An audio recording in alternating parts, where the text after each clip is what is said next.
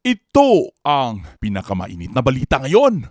Dahil sa umuugong na isyu ng umano'y demolition job laban sa mga Duterte, ay posible umanong bumalik sa politika si dating Pangulong Duterte. Ayon yan sa isang political analyst. Ayon pa sa isang political analyst, posibleng tumakbo si dating Pangulong Rodrigo Duterte sa susunod na halalan bilang senador. At kung hindi naman sa pagkasenador, ay isang party list representative. At kung ito'y matutuloy, ay malaki ang tsansa na mailuluklok si dating Pangulong Duterte bilang House Speaker. Party list, ilagay natin dyan ang party list ni PRRD. Imagine mo yun ha, hindi ka gagastos, makakakuha ka ng nationwide consistency probably near to his 2016 performance. Hindi Anong maximum seat pag ganyan, ma'am? Hindi mo pa 16 million na boto mo sa party list. Hindi pa tapos nila. Wala ko, ang 16 million madami. Kaya hindi ako nagpa-isip sa Senado. Okay. Like, Hmm. speaker, ang boto 16 million. Pwede. Oo, yun nga. Hindi na i-distribute sa mga legislators, iboto nyo ako. Kaya sabi ko, maganda yung strategy yun.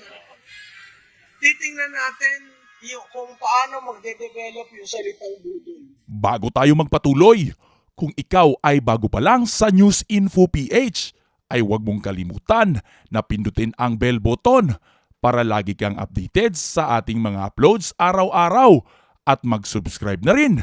Maraming salamat kabayan! Samantala, kahit may lamat na ngayon ang relasyon ng mga Marcos at Duterte, ay naniniwala pa din si Senador Ronald Bato de la Rosa at pinaghahawakan ang pangako ni President Bongbong Marcos Jr. na hindi papayagan ang ICC sa Pilipinas. Ayon kay Senador Bato, ang binitawang pangako sa kanya ni Pangulong Bongbong Marcos na hindi makakatapak sa Pilipinas ang mga investigador ng International Criminal Court o ICC ay ang tanging pinanghahawakan niya at masasabing may isang salita at mapagkakatiwalaan itong si Pangulong BBM. Sulit sa rock. Solid as rock. Yung kaya sinabi sa akin na walang ICC na makakapasok dito. I will ask DOJ, why? Why did it happen? Because so the last conversation namin ng Pangulo, yun nga, I got the impression that his assurance to me is solid as a rock. At bakit ganito, ganon? If indeed yung pagpasok nila ay sanctioned by this government, authorized by this government, kaya nga masasabi ko na laban bawi itong gobyerno na ito. Kapag ganon ang mangyari, magiging neutral sila na somebody's doing something under their nose. Dapat alam nila yung... Kasabay naman nito ay inihain sa isang korte sa Calbayog City, Samar ang isang petisyon na humihiling na pigilan ang mga kinatawan ng International Criminal Court na pumasok sa Pilipinas para mag-imbestiga sa Duterte drug war.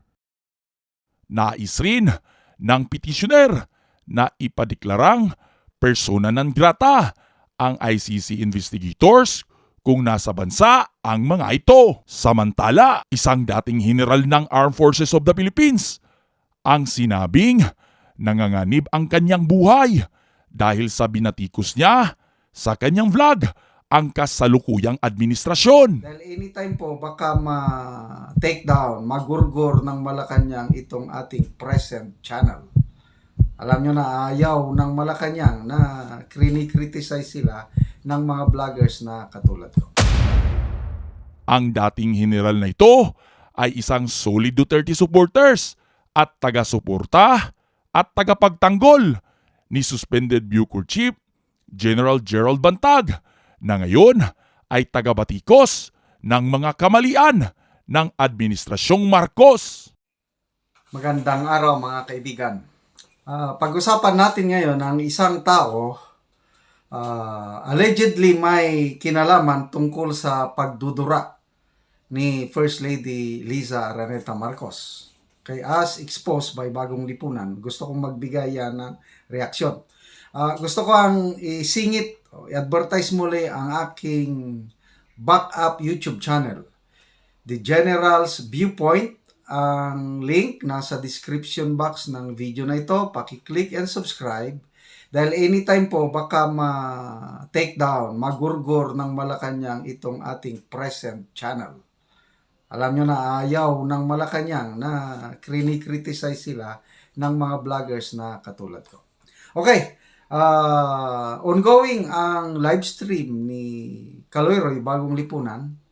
Maraming nagpapadala sa kanila ng information. What I mean kanila, sa Sasot, Bagong Lipunan, Maharlika. Sometimes ako rin, paminsan-minsan meron. Konti lang. Sa kanila marami.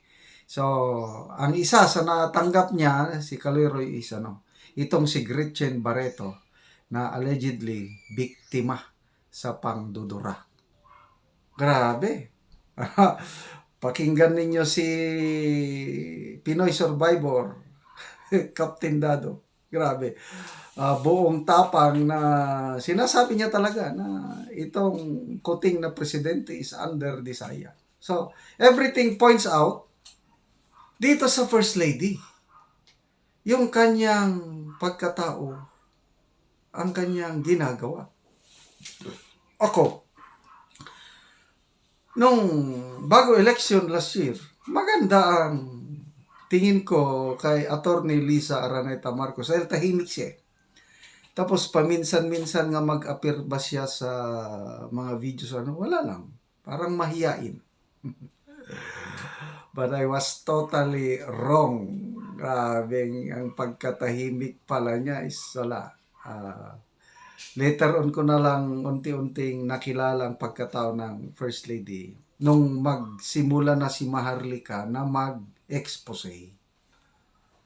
Halos hindi ako makapaniwala na, ganun ba? Yung sa campaign headquarters na bumabaha ang masasarap na pagkain at inumin sa loob ng headquarters. Sa labas, kawawa ang mga loyalista. At sino ang in charge sa campaign headquarters? Liza Araneta Marcos. So, unti-unti, naliliwanagan ako na, ganito pala ang ating First Lady. Recent yung joint live stream ni Maharlika at ni Sasasu. Ang daming mga revelasyon tungkol sa kalukuhan ng these are all allegations naririnig ko lang hindi naman sinasagot ng First Family. Di kung hindi nila sagutin, ang taong bayan mag-decide. Ako, dahil walang sagot, I tend to believe na totoo yung mga pasabog ni na Sasasot, Maharlika at ito Bagong Lipunan. Dahil tahimik na tahimik sila. Kung ikaw ay bago pa lang sa News Info PH, ay huwag mong kalimutan na pindutin ang bell button para lagi kang updated sa ating mga uploads araw-araw at mag-subscribe na rin